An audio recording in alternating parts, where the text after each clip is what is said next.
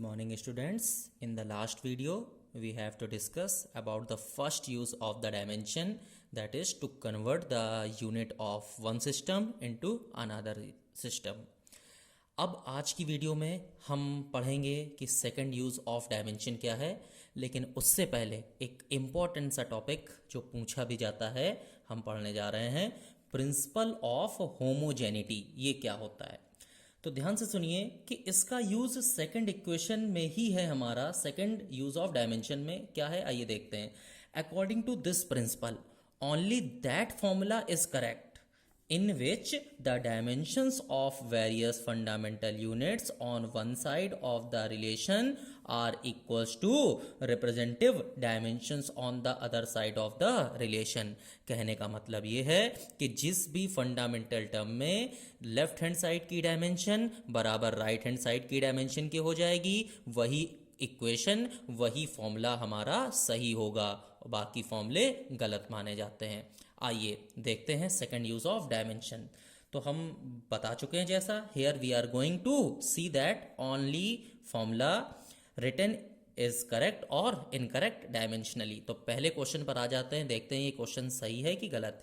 Check the correctness of the relation t is equal to 2 pi under root L upon g, where L is length and t is time period and g is acceleration due to gravity। तो जैसा कि हमने पढ़ा कि सबसे पहले हमें left hand side की डायमेंशन रखनी है, तो dimension of left hand side that is time, और टाइम की डायमेंशन हम लोग जानते हैं t विथ ब्रैकेट। अब हम लोग यहाँ से रखेंगे dimensions of right hand side, तो 2 pi under root L upon g है, तो हम जानते हैं 2 पाई एक हमारा कांस्टेंट है, इसकी कोई भी डायमेंशन नहीं होती है।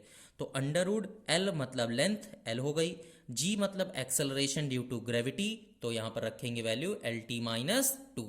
अब यहाँ से हमें करना क्या है कि एल से एल मैंने कैंसिल कर दिया, अब टी की पावर माइनस 2 ऊपर जाएगा तो टी की पावर प्लस 2 बन जाएगा। अंडर रूट से टी स्क्वायर बाहर करेंगे तो टी आ जाएगा, और जब ये टी आ गया इसका मतलब कि राइट हैंड साइड की डायमेंशन हमारे पास निकल कर आ गई टी।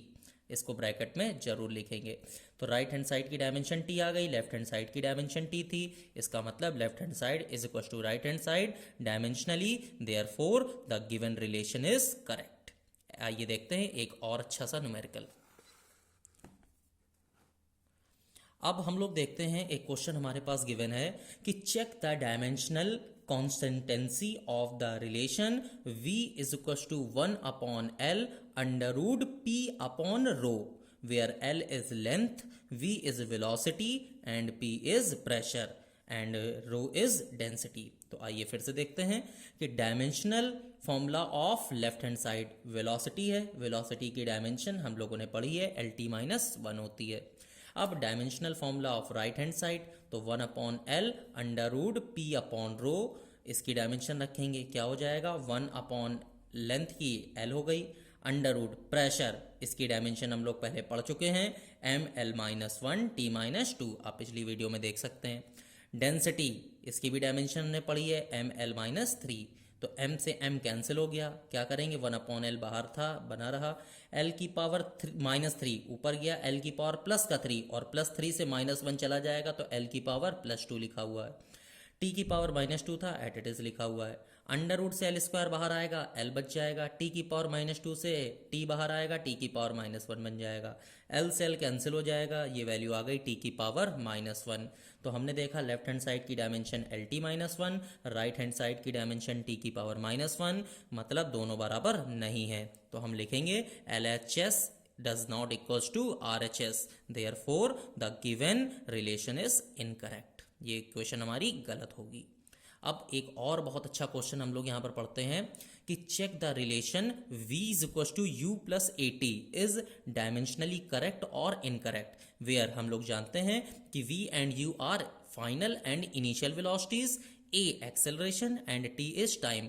जब भी कभी इस तरह का क्वेश्चन दिया गया हो कि प्लस और माइनस में टर्म्स ऐड हों, तो अब हमें ध्यान ये रखना होगा कि डायमेंशनली इस तरह का क्वेश्चन कैसे हम चेक करेंगे कि सही है कि गलत है।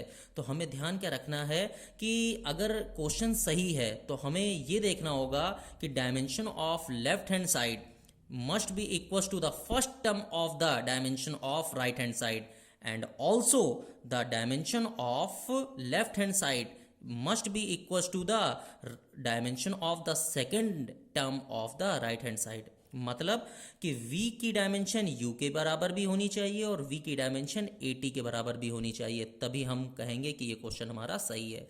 तो according to the principle of homogeneity, वही मैंने बताया, डायमेंशन ऑफ v बराबर होनी चाहिए डायमेंशन ऑफ u के और डायमेंशन ऑफ v बराबर होनी चाहिए डायमेंशन ऑफ at के, then the relation will correct. तो आइए देखते हैं. तो हमने क्या करा, क्वेश्चन था v is equal to u plus a t, v की डायमेंशन हमने रख दी L T minus one, is equal to u की dimension L T minus one, क्योंकि दोनों वेलोसिटीज हैं.